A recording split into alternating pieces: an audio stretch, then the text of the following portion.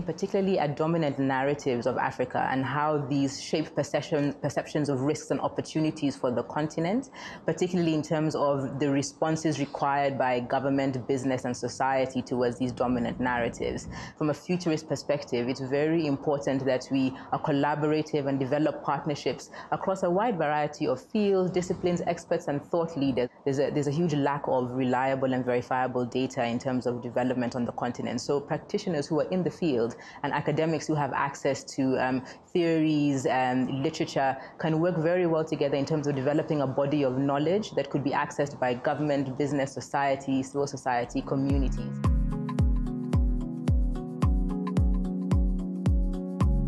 My name is Dr. Njeri Mwagiru. I'm the Senior Futurist for Africa at the Institute for Futures Research, Stellenbosch University. We're based at the Business School campus, which is at Belleville. And it's a pleasure to join you all here today. I will be discussing a futurist perspective of Africa's development towards 2063, and I extend my sincere thanks to the APRM for the invitation to contribute and participate in this event. And I also acknowledge the support of the partners. And I congratulate the organizers and yourselves as well for pulling together this unique grouping of innovative, creative, and insightful minds. There will be some reiteration in my talk, echoing trends and ideas mentioned, which I'm pleased about. I find this affirming because as a futurist, we look for points of convergence, which indicate strong signals of what the future may hold. As a futurist, we also look for points of divergence, so I don't mind being slightly challenged on any of my ideas, because this gives us a sense of where surprises or unexpected events may jump up from.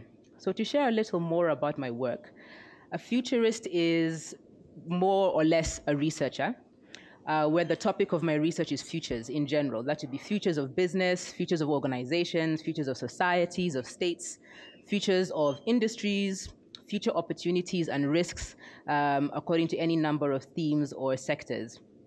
Being a futurist, however, extends beyond traditional research, because even while we may have projections and data that allows us to forecast what we think the future may be, we don't have data on the future. The future actually does not exist. We have only the present moment, and nobody could really say what's going to happen in the next 2 minutes, 3 minutes, 5 minutes, or even what time we're going to finish today. So more than researching available data, my job entails use of the imagination and use of creativity, mine as well as others, through collaborative interactions.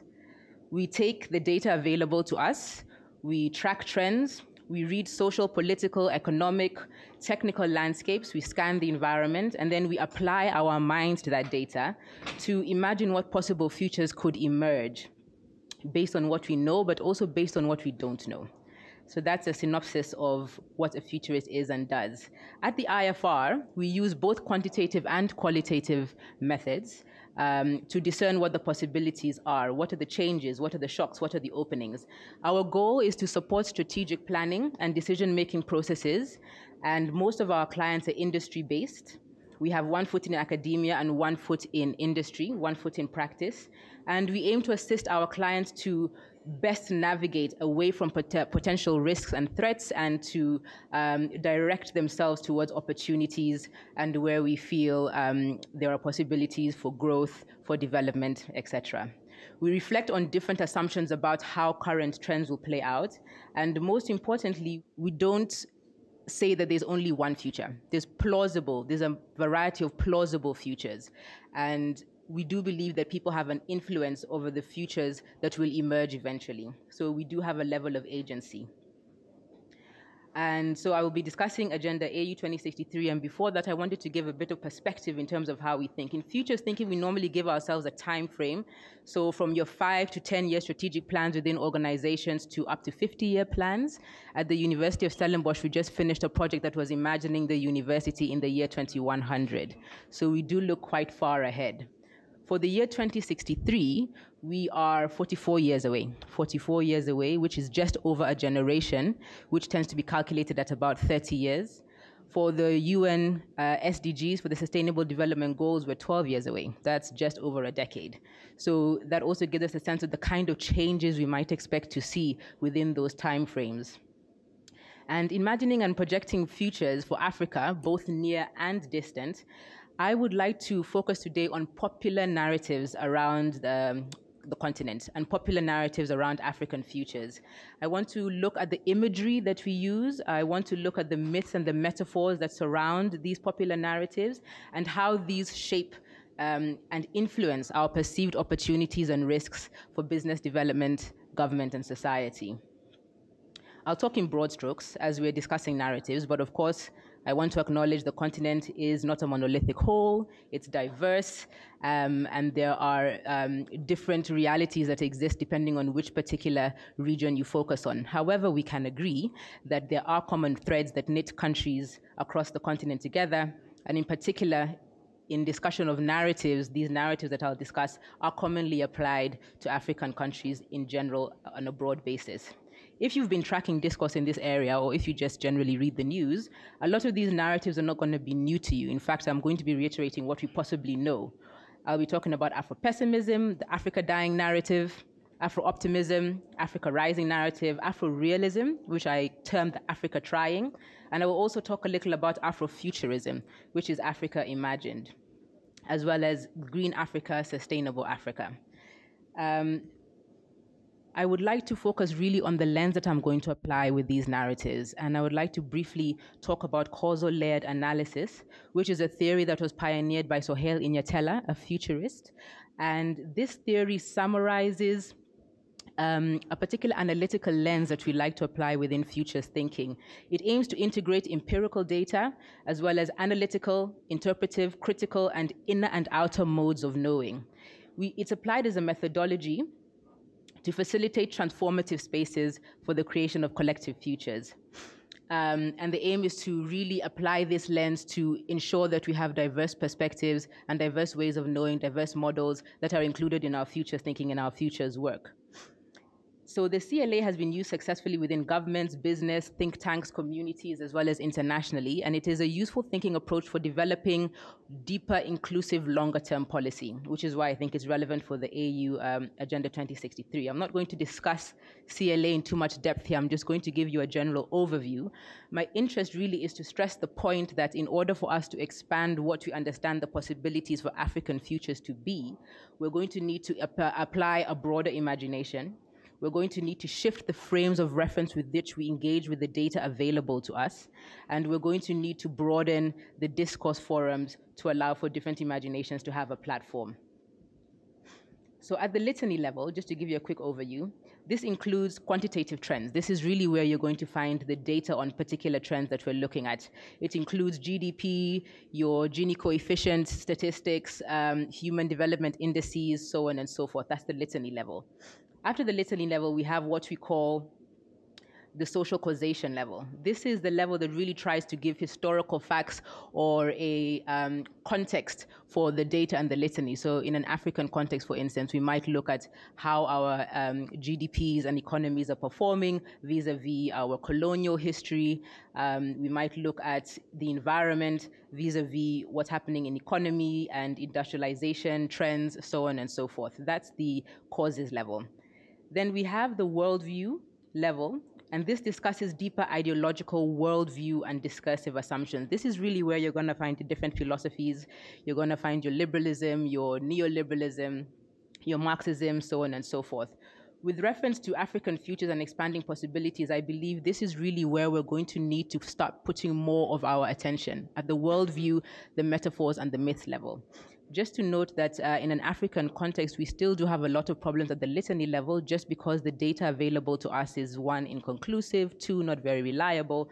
So it's not to say that we need to completely neglect the litany level, but I do want to stress that the litany level by itself is not going to be sufficient to shift the narratives that might be necessary to expand our futures. So the final level is the metaphor and the myths, and this is the emotive and unconscious dimensions that inform our stories. It's the birthplace of our stories, and in terms of changing mindsets, there's a time scale here on the right of the diagram, and it shows that in terms of continuous change, years, decades, and societal civilizational change, which is the length of time it's expected for myths and metaphors to shift.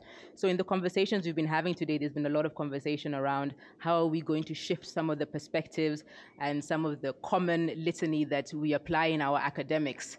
From a futures perspective, those kinds of shifts could take decades. So let's start with the dominant narratives. We all know the hopeless Africa, Afro-pessimism narrative. It's been widespread for a long time and is prevalent in many ways. Donald Trump recently reiterated it with his shithole comment. Africa dying, incapable, constrained, corrupt. In terms of governance, this is where we will find weak institutions, authoritarianism, human rights violations, depletion of public institution funds, so on and so forth. We know the narrative around that. The response to this narrative in terms of governance, and as we know from an international perspective, has really been the aid regime, the aid and debt regime, because the idea has been to quickly offer a solution to, our masses of poverty-stricken populations, and the focus hasn't really been on deep structural change, more as to band-aid solutions, to provide aid. Unfortunately, this has also pitted the continent deeper into debt and has also created situations where governments have had to withdraw public funding for social institutions in order to finance the debt. Then we have the pastoral Africa narrative as well, which is not as pessimistic, but I would argue it is as limited in scope. This is the wilderness Africa, the home of the tourist and the native. And of course, this narrative does capture some of the reality in the continent. And I would like to stress that in all of these narratives, the litany is solid. Even in the pessimistic Afro-pessimism narrative, the litany is accurate in terms of our high HIV rates, our low public sector performance, so on and so forth. So in pastoral Africa, it is indeed true that the majority of our population is a rural population. We are the least urbanized region in the world. And the governance approach here is one really that focuses on rural development, environmental sustainability, also African traditional leadership, as was mentioned before. There's a lot of focus in terms of sustaining our cultural systems of governance, the need to make a link to informal sectors.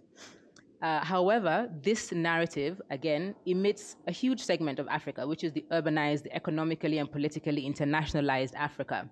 The tourism industry, for instance, benefits greatly from this. The Kenya Airways slogan, for instance, is Magical Kenya.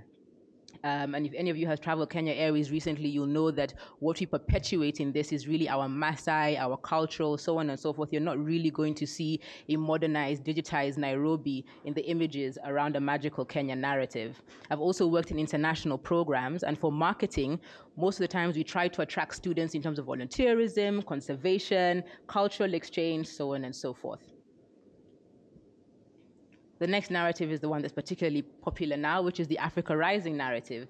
And this, of course, has been spurred by a litany of emerging economies, growth trends that have been observed in several African countries, where Africa was once dismissed as poor, hopeless.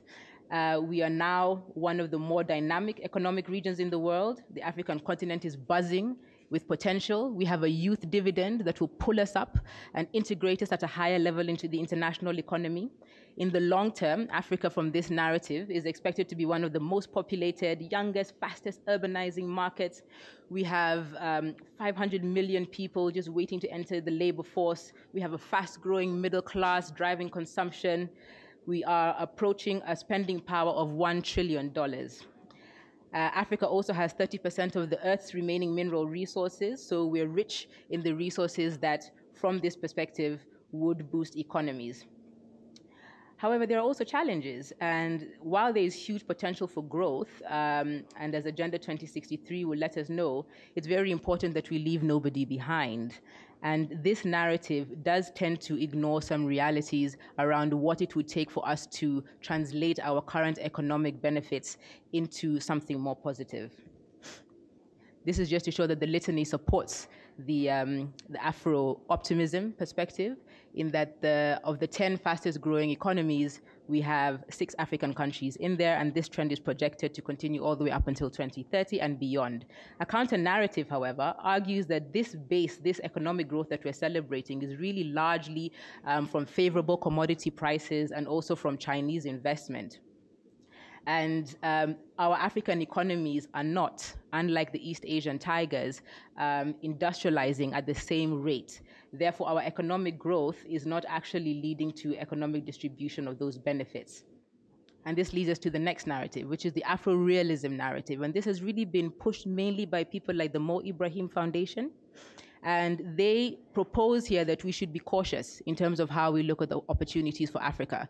We need to see the potential for investment, but also ensure that we're not turning a blind eye towards the realities of what this investment may imply for us. And while there's economic growth, there's huge challenges.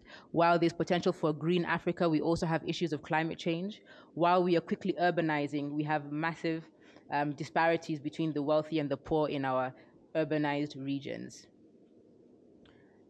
Then more recently, we have the Afrofuturism narrative. This one is really driven a lot by the diaspora. This narrative aims to link a technologically advanced Africa with an Africa that's deeply tied to its cultural aesthetic and its cultural roots. So the type of governance that would be projected here is a governance that uplifts our traditional societies and plugs them into a digitized era.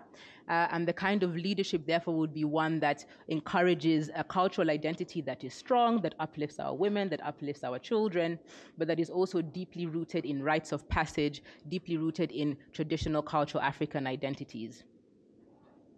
I've put here, of course, the Black Panther image there because it has really been driven by it's just an example of how the Afrofuturism narrative is becoming popularized in the diaspora and also having a huge impact in terms of how Africa is perceived.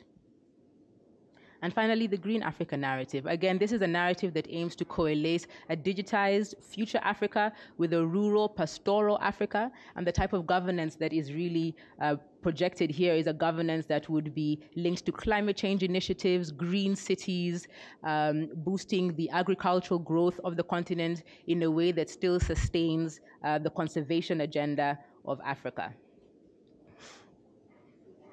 So what I would like to focus on is, to what extent do these stories, and these are just an example of some of the narratives that shape our conversations and our discourse, to what extent do these stories help us shape the futures that we wish for? Are they expansive enough? Are they inclusive enough? To what extent do they support or obstruct establishing good governance in Africa? How do we understand our populations, our citizens? How do we understand our systems vis-a-vis these narratives? And also, do these stories influence our approach to interacting with the multiple realities that Africa represents? Mostly because you'll find that in the application of these narratives, they are isolated from one another. So Afro-pessimism is dealt with as Afro-pessimism and Afro-pessimism alone. Afro-optimism is dealt with as Afro-optimism and Afro-optimism alone. And just to bring it back again to the causal layered analysis, the argument would be that we need to reframe how we look at our problems, our causes, and the worldviews and metaphors and myths that we apply to that. In that, if we're looking at, for instance, unemployment rates, and that's the data available to us, what is the lens you're applying to understand that unemployment rate? What is the lens you're applying to understand the types of governance or responses required?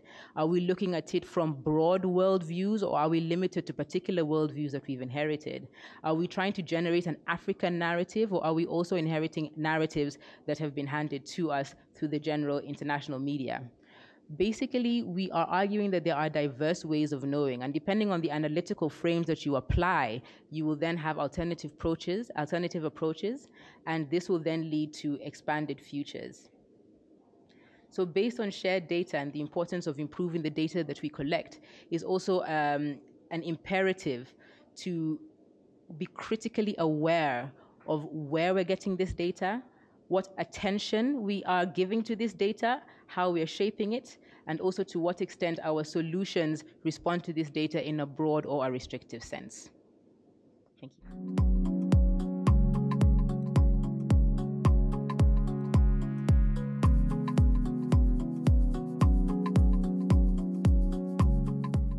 My name is Dr. Njeri Mwagiru. I'm the Senior Futurist for Africa at the Institute for Futures Research in Stellenbosch University. The IFR was established in 1974, and it's the only institute of its kind on the African continent. It's the only Futures Institute based within an academic institution in Africa. We work mainly with industry clients. We like to think that we have one foot in academia and one foot in industry. So we provide strategic forecasting, strategic planning, and decision-making support. We do commissioned research research and trend tracking on a variety of themes and across sectors. And we also have a publication subscription service where we invite authors, experts, theoreticians in diverse fields to share with us their thoughts about the future and to share these thoughts with our wider reading audience as well. I have a PhD in business administration from the University of Cape Town, and my background really is in leadership, organizational performance, transformation, and issues of diversity and inclusivity, with a specific focus on women in leadership and gender. But I also take a broader lens looking at a variety of inclusivity and diversity issues.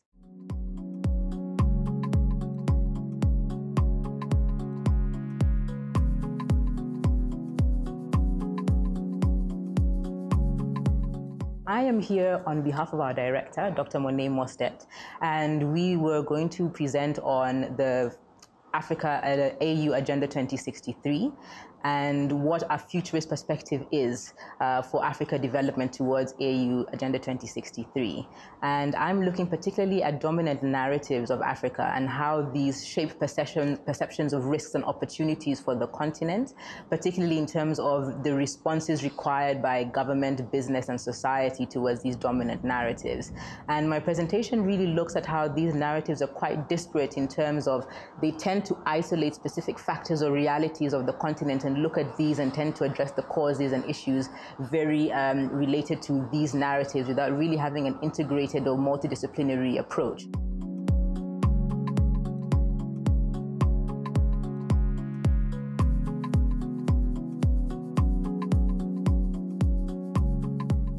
My recommendation to the APRM and to colleagues within the African Union and to the broader African society as well is the need for us to develop our own narratives. And I think this is a rich opportunity for us to do so, including diverse approaches, alternative perspectives, and we believe that inclusivity in terms of voice will lead to broader potential for diverse futures for the continent.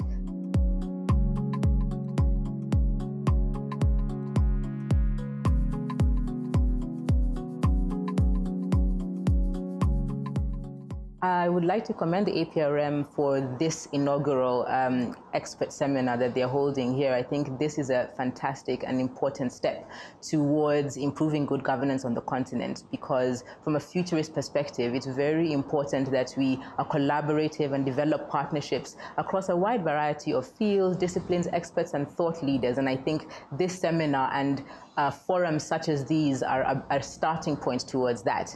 And then, of course, after the sharing, after the knowledge exchange, we then also need to move into collaborative partnerships around initiatives and actual implementation of the ideas discussed.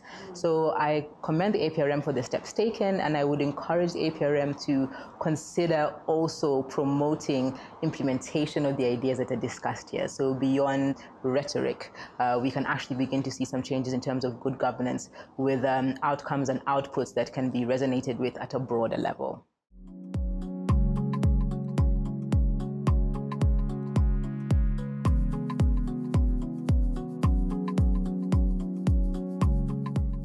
I think the role of practitioners and academics is first and foremost to collaborate around thought leadership.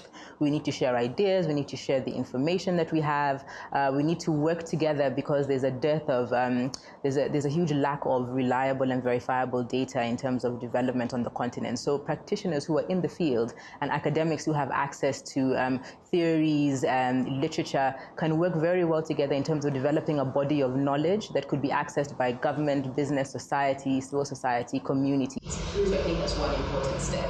And then, of course, the other important step is beyond just accumulating the knowledge, we need to begin to discern which of this knowledge is relevant and important for us. So beginning to discern best practices, contextualization of the information and data we have, so we can see applicability in the different diverse regions of the continent.